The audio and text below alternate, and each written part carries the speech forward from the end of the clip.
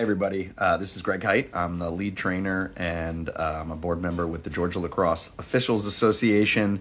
And I sort of wanted to start this video to help guys out there who are trying to become better officials and trying to figure out what's going on.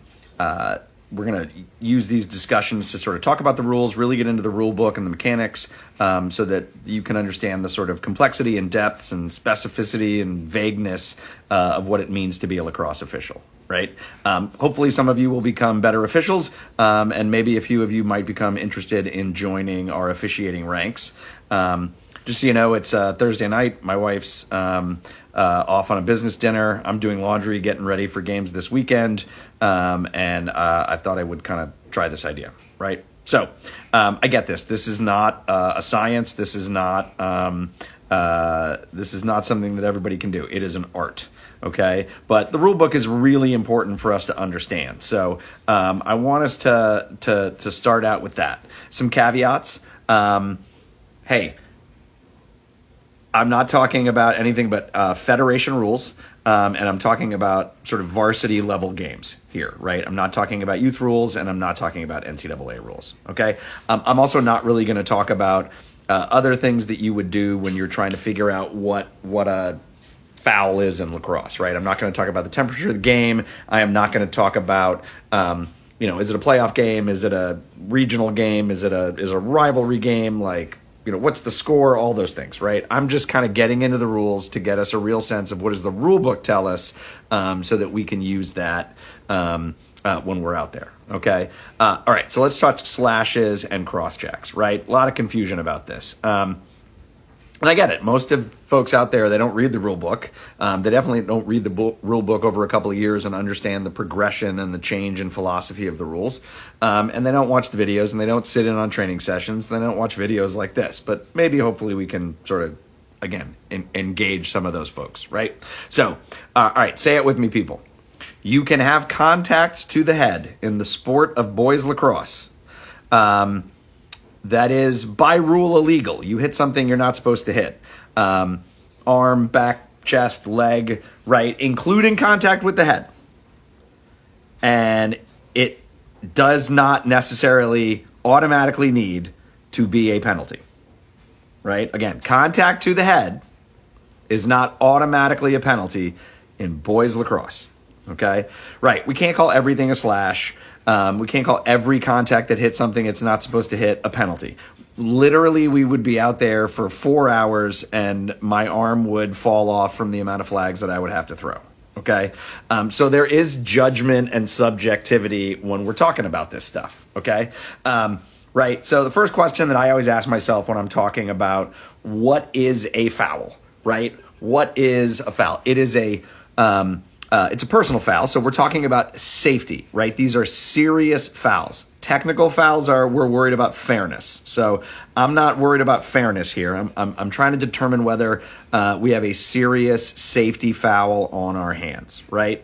Okay, so I'd also like to note that players are wearing mandatory equipment, not because we think contact might occur, but because we know contact will occur, right? That's why we wear arm pads and gloves and helmets and shoulder pads and all that stuff, okay? So, Greg, are you making this up? I don't believe you. It clearly says in the rule that contact to the head is illegal, right? So what do the rules actually say, right?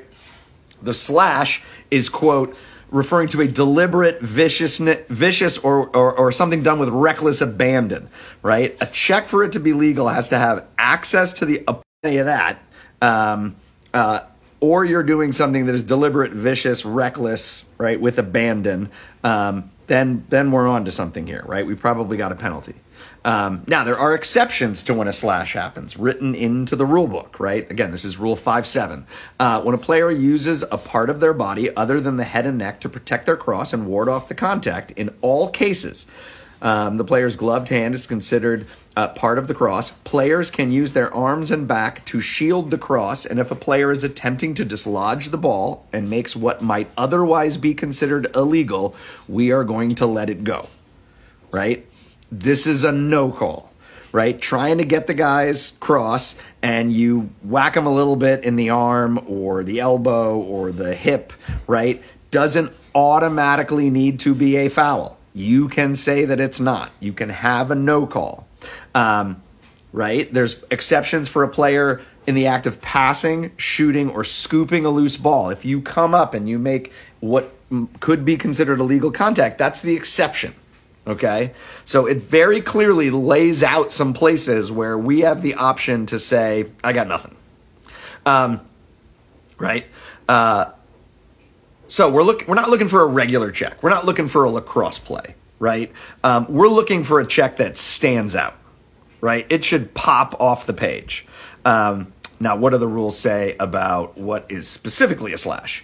Rule 573, situation B, describes a defensive player striking the free arm of his opponent who is using it to protect his cross, right? So, you've got your arm out there and you're not committing a ward. And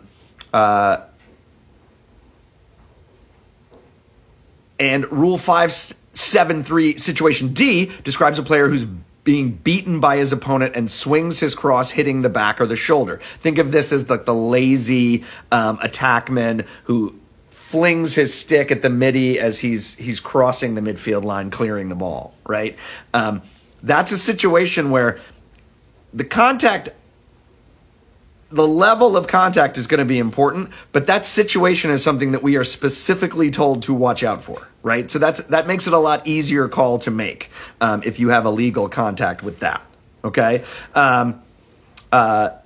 Again, these emphasize the need for contact to have reasonable access to the cross in an attempt to dislodge the ball. Again, we're not looking for something that's a regular lacrosse play that might go a little bit awry.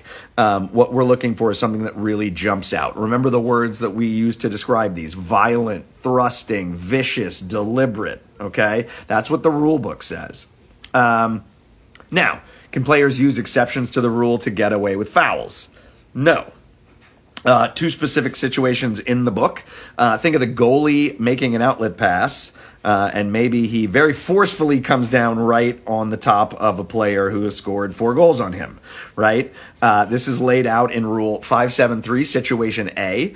But if you think that attempt to make a pass is legitimate, that can be legal.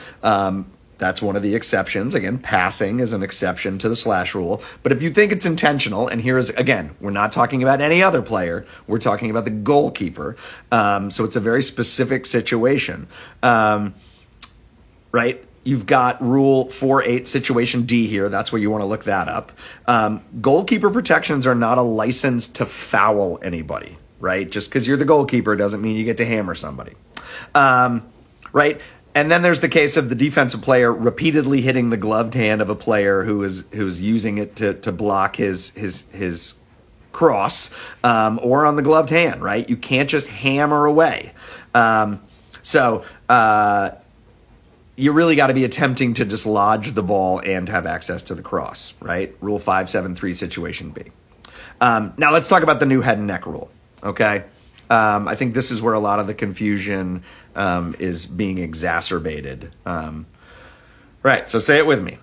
Contact to the head and neck alone is not sufficient for there to be a flag. I'm going to say it again. Contact to the head and neck alone is not sufficient to call a penalty, okay? The rules specifically address this, right? Now, as I read through this rule, I'm going to skip through Rule 5.4, Articles 3 through 5. They deal with body checks. I figured I would leave that out and talk about that some other time.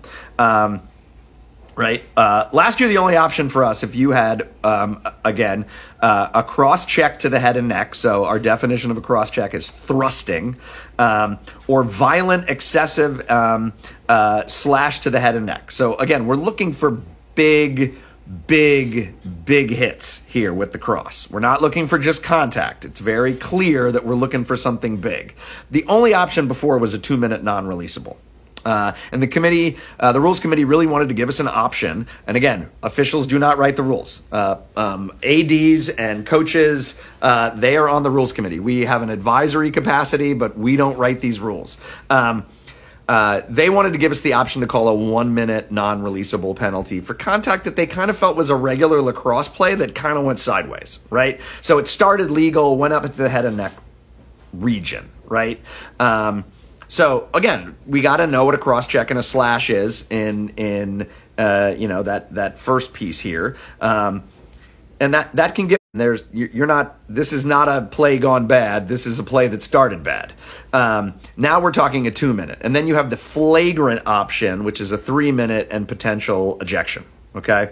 And the other thing I want you to think about is just because it starts legal and ends illegal doesn't mean you can't ramp that up.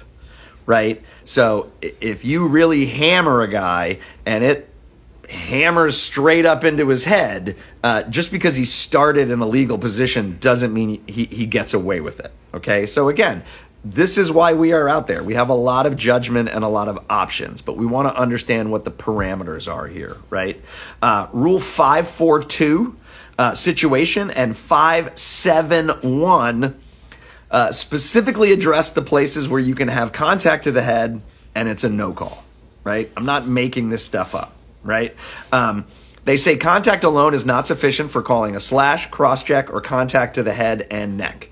Right? We are looking to penalize violent, aggressive contact.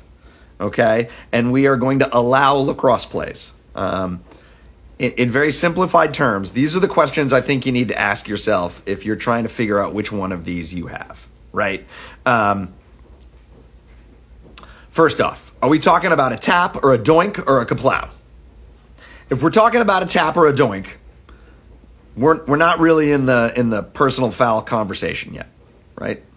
Maybe you want to make that as a management call in a game, but I'm not here to really get into that right now. If it's a kaplow, let's continue. What exactly was the player doing? Right? Don't start with what the foul is. Start with what happened and then figure it out, because there are all these specific instances where we're supposed to call a slash, and there are also very specific instances where there are exceptions to calling a slash or contact to the head or neck or a cross check, right? So what exactly was the player doing? How hard was the contact? Where specifically did the contact occur, both on the field and against the opponent who you think may have been fouled, right? So I hope that gets you in the rule book, and I hope that helps you a little bit when making these calls. Hey, if anybody is interested in becoming an official, you can contact USA Lacrosse at usalacrosse.com, and they can put you in touch with somebody in your region who can get you on the path to becoming an official. If you are in Georgia, please visit galaxref.com, and you can click on becoming a lacrosse official, and we will make sure to reach out to you and, get you started, right? Hey, let me know your thoughts and questions. I look forward to the comments. I hope you guys are all having a great time, and I hope to see you out in the field.